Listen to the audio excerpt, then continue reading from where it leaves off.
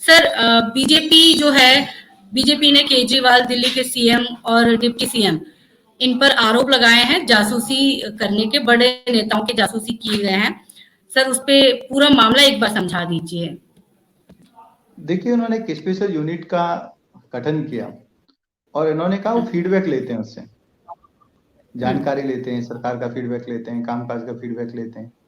लेकिन रियलिटी क्या हो रहा था कि जो भारतीय जनता पार्टी के यहाँ पे नेता हैं, दूसरी पार्टियों के नेता हैं, यहाँ पे सरकार के मंत्री हैं, केंद्र सरकार का यहाँ पे कार्य हो रहा है, केंद्र सरकार के यहाँ पे अधिकारी हैं, उन सबकी उन्होंने जासूसी शुरू करा दी।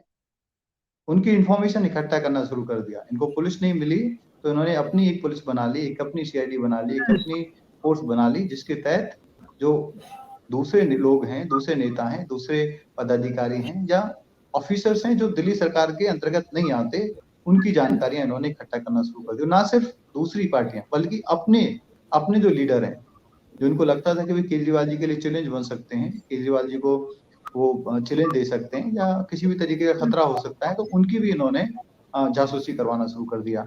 और उसी के खिलाफ भारतीय जनता पार्टी सड़क पे उतरी। भारतीय जनता पार्टी विधानसभा में इस मुद्दे को उठाएगी और हम धन्यवाद करते हैं जी साहब का, उन्होंने इसका संज्ञान लिया और जिस तरीके से संज्ञान लेने के बाद इस पे केस दर्ज किया जा रहा है सीबीआई के माध्यम से, और इसकी जितनी भी परतें हैं वो खुल जाएंगी, क्योंकि बहुत सारी रिपोर्ट इनके पास सबमिट हुई feedback team, so called feedback team के द्वारा, लेकिन किसी को भी उन्होंने पब्लिक नहीं किया, बताया नहीं कि उसका यूज क्या हुआ, उसका यूटिलाइजेशन क्या था, जो आपने रिसोर्स डिप्लॉय किए, जो आपने इंफॉर्मेशन इकट्ठी की, कितने यूजफुल थी वो जनता के काम के लिए, सरकार के काम को बेटर करने के लिए, सरकार को सजेशन देने के लिए। कौन सा सजेशन आपने एक्सेप्ट किया और वो एक्सेप्ट करने के बाद क्या आपने काम किया, क्या उससे दिल्ली वालों को लाभ मिला, क्योंकि आपने जितने वायदे किए थे आज तक कोई भी वायदा आपका पूरा नहीं हुआ, कोई भी नया स्कूल आप बना नहीं पाए।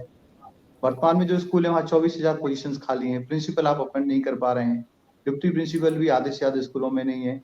साइंस और मैथ जो जरूरी कॉमर्शियल एजुकेशन है वो 80% स्कूल में पढ़ाई नहीं जाती। जो डीयू के जो कॉलेज हैं, 12 कॉलेज के जो स्टाफ है उनको आप सैलरी तक नहीं दे पा रहे हैं।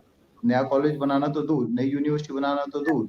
तो ये सारी चीजें दिखाती हैं कि केजरीवाल जी सिर्फ और सिर्फ दिखावे के लिए उसको फीडबैक टीम बोल रहे थे, फीडबैक मैकेनिज्म टीम बोल रहे थे, लेकिन वास्तव में वो जासूसी टीम थी जिसके माध्यम से वो दूसरी पार्टी के नेताओं को, दूसरी पार्टियों को और जो दिल्ली में ऑफिसर्स रहते हैं उनकी जासूसी करा के उनको कंट्रोल करना चाह रहे थे।